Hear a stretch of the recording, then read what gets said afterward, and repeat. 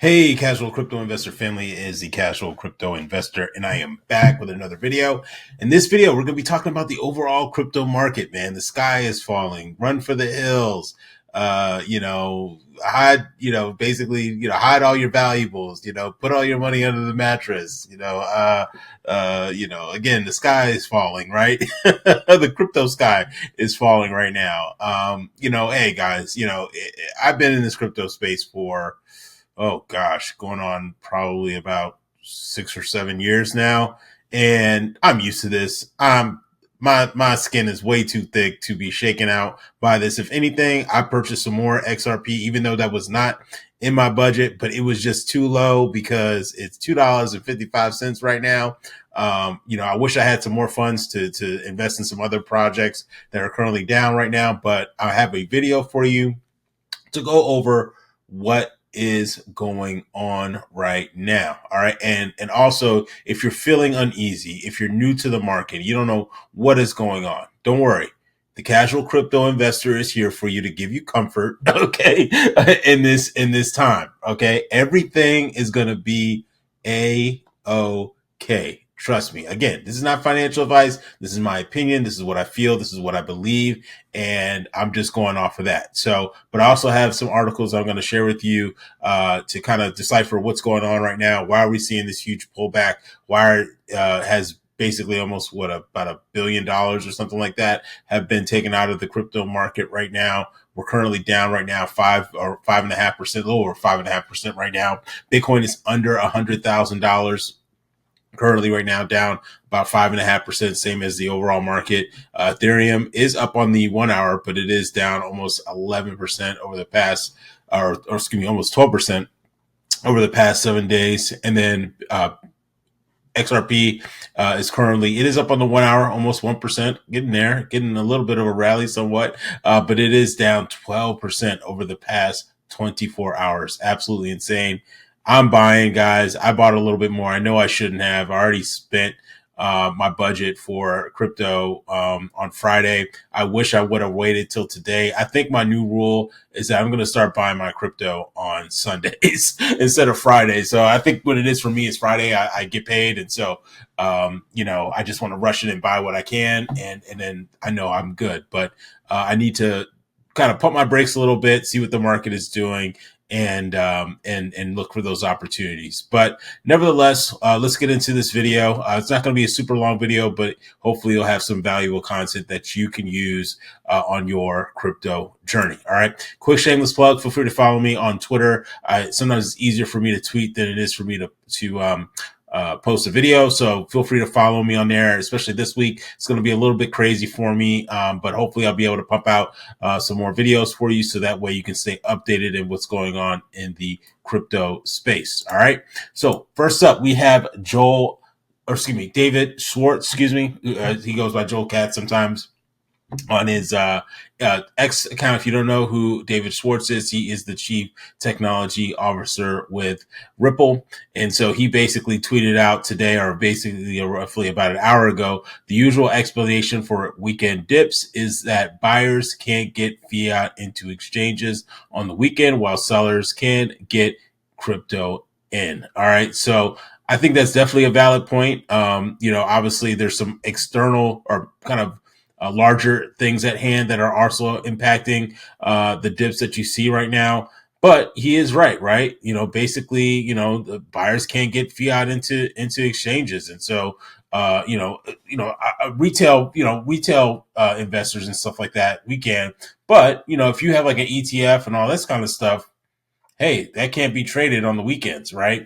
So unless your broker works on the weekends, but even still, the market is closed on the ETFs and stuff like that. So I thought that was pretty accurate. But I think there's some other things, outside of that are also impacting the current market right now. All right, just into as well.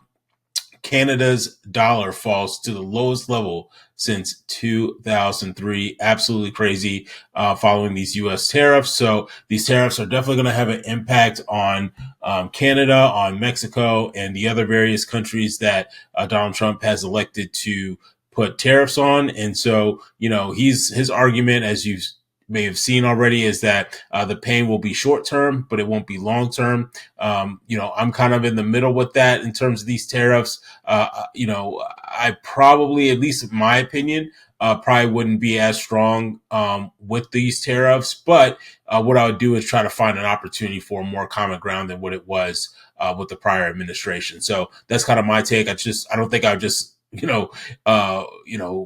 swing the sledgehammer on the desk and be like, boom, here, everybody's getting the tariffs, right? I probably would have had a little bit more, I'll try to be a little bit more strategic in regards to that. But that's just my opinion. But we'll see. Who knows? I might be wrong. That's just my opinion. I'd love to hear your opinion on it. Give me your thoughts on if you think these tariffs are a good idea or currently if you think they are a bad idea. All right. I have an article for you. I'm not going to read the whole thing, guys. I just kind of highlighted some key points, but I thought it was pretty interesting. This article was written by the Motley Fool. If you're not familiar with the Motley Fool, they, are kind of like a stock blog, and they do investment tips and stock tips, and they've even started to get in the crypto space. I've actually driven by their office a couple of times before, and basically, they're looking at, and I'm glad they're actually bringing this article. Now, the article I'm a little critical on a little bit, but the thing is that this conversation is getting into the mainstream, right? This is starting to get into a mainstream discussion, into a mainstream sort of format, and I'm super excited about this, right? So it says, should you forget Bitcoin and buy Ripple instead? Now, the way they ended the article also makes me think that they didn't fully do all the research because of one of the statements that they made in the article. But let's look into some of the things that they highlight, right? So let's get to the juicy part, right? Should investors forget Bitcoin? So in the article, it says, it's tempting to chase the shiny object, and XRP has a legitimate long-term potential if it can integrate deeper into global payments. However, investors shouldn't rush to abandon Bitcoin, which is fair. This is their opinion. All right.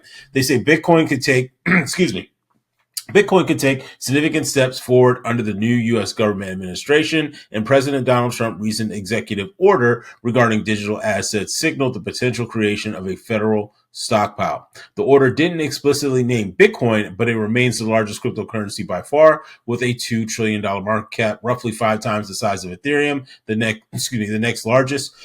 Excuse me, guys. I don't know what's going on with my voice, but it's hard to imagine a government strategy for digital assets that does not include Bitcoin, which is a fair statement. But if you recall, also too, Donald Trump did said that he was going to look into Bitcoin, and he wanted to the United States to be like the Bitcoin capital of the world and all this kind of stuff.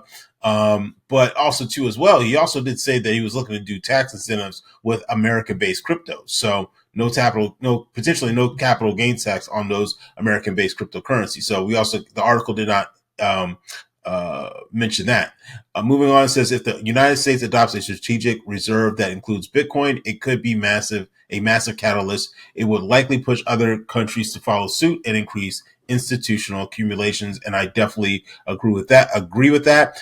But it wouldn't just be Bitcoin. It hopefully would be other cryptocurrencies too, as well, that would see a boost in that, strategic reserve, right?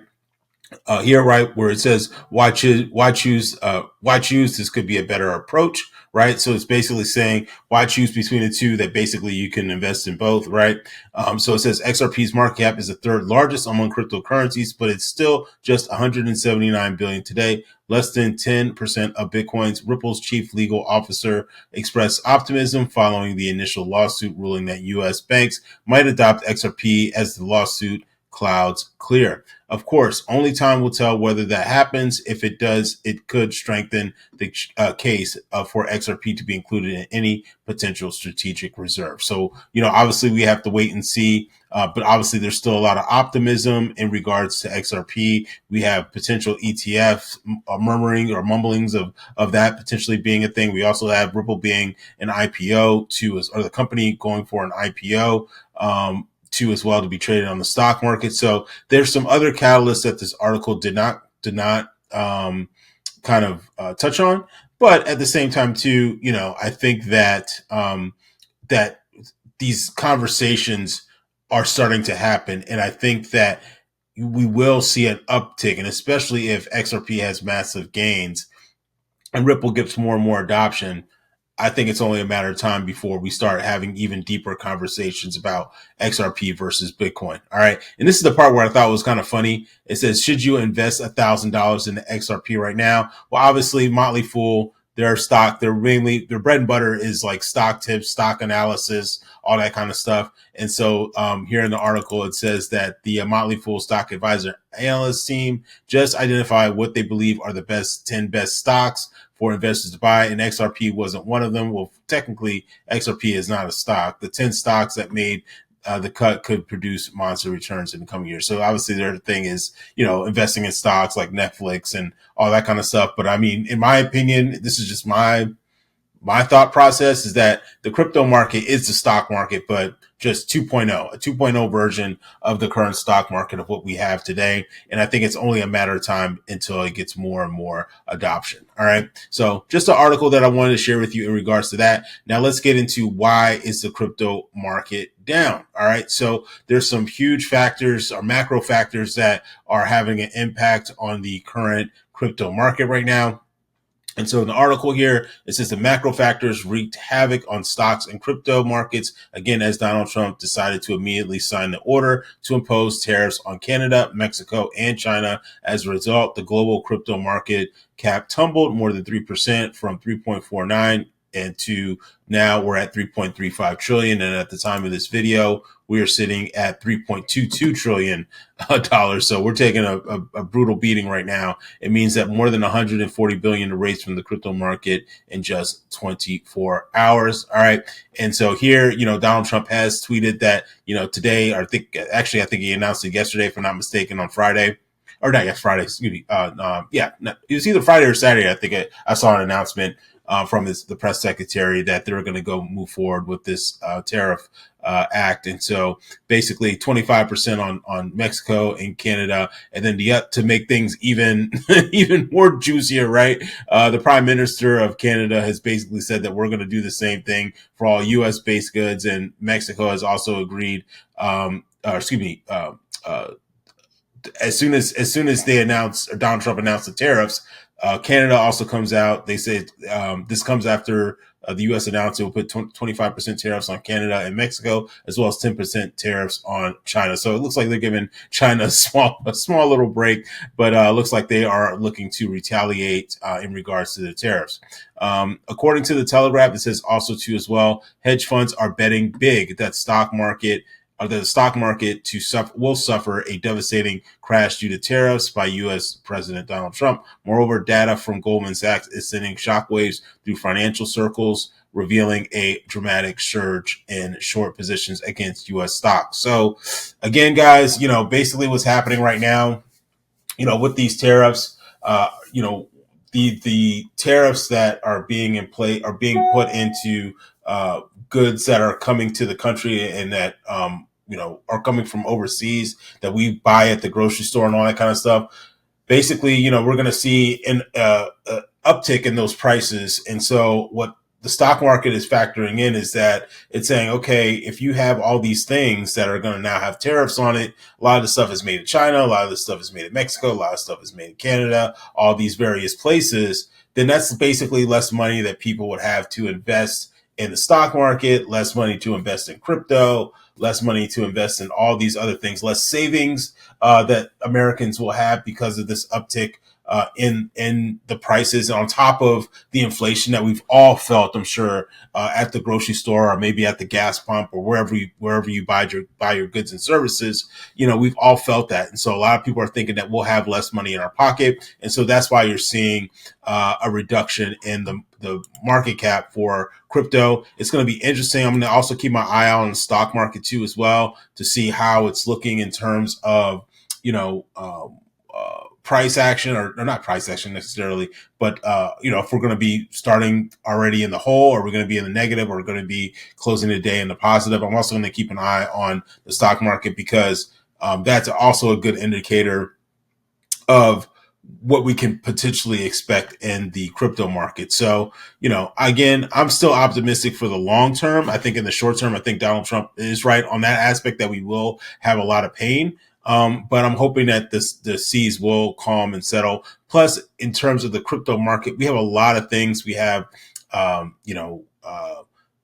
we have the new SEC chairman that's hopefully will be sworn in pretty soon. We have hopefully the Ripple versus SEC lawsuit that will hopefully be dropped. I guarantee you, as soon as that's dropped or that's resolved, XRP will definitely get a price uptick for that. So we have a lot of like little different things that are kind of micro little things that can add up to really big things happening in regards to XRP and as well as the overall crypto market. Because I do think that once this lawsuit is going to be over, I also think that XRP and Ripple will both benefit from it, as well as other cryptocurrencies will also benefit from that.